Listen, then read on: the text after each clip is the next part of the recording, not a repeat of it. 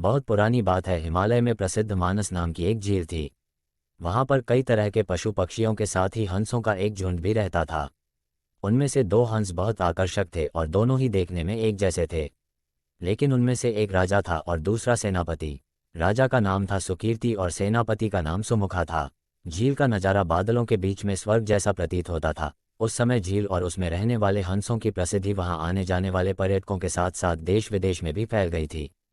वहां का गुणगान कई कवियों ने अपनी कविताओं में किया, जिससे प्रभावित होकर वाराणसी के राजा को वह नज़ारा देखने की इच्छा हुई।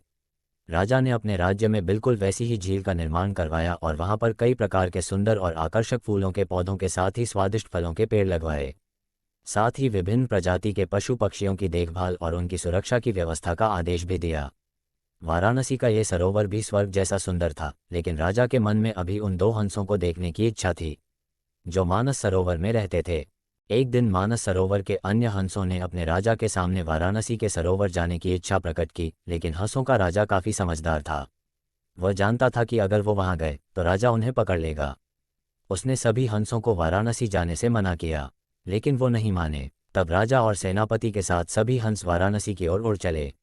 जैसे ही हंसों का झुंड उस झील में पहुंचा तो अन्य हंसों को छोड़कर प्रसिद्ध दो हंसों की शोभा देखते ही बनती थी। सोने की तरह चमकती उनकी चोंच, सोने की तरह ही नजर आते उनके पैर भी नजर आते थे। बादलों से भी ज्यादा सफेद उनके पंख हर किसी को अपनी ओर आकर्षित कर रहे थे। हंसों के पहुंचने की खबर राजा को दी गई। उसने हंसों को पकड़ने की एक युक्ति सोची और रात में जब सब सो गए तो उन हंसों को पकड़ने के लिए जाल बिछाया गया। अगले दिन जब हंसों का राजा जागा और भ्रमण पर निकला तो वह जाल में फंस गया।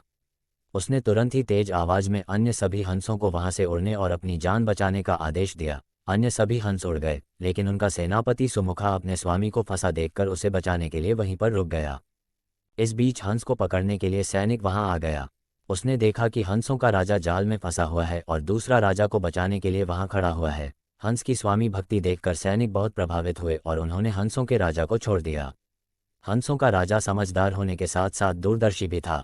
उसने सोचा कि अगर राजा को पता चलेगा कि सैनिक ने उसे छोड़ दिया है तो राजा इसे जरूर प्राणदंड देगा। तब उसने सैनिक से कहा कि आप हमें अपने राजा के पास ले चलें। ये सुनकर सैनिक उन्हें अपने साथ राज दरबार में ले जाने लगा। दोनों हंस सैनिक के कंधे पर बैठे थे। हंसों को सैनिक के कंधे पर बैठा देखकर हर कोई सोच में पड़ गया। जब राजा ने इस बात का रहस्य पूछा तो सैनिक ने सारी बात सच सच बता दी। सैनिक की बात सुनकर राजा के साथ ही सारा दरबार उनके साहस और सेनापति की स्वामी भक्ति पर हैरान रह गया और सभी के मन में उनके लिए प्रेम जाग उठा। राजा ने सैनिक को माफ कर दिया और दोनों हंसों को आदर के साथ कुछ और दिन ठहरने का निवेदन किया।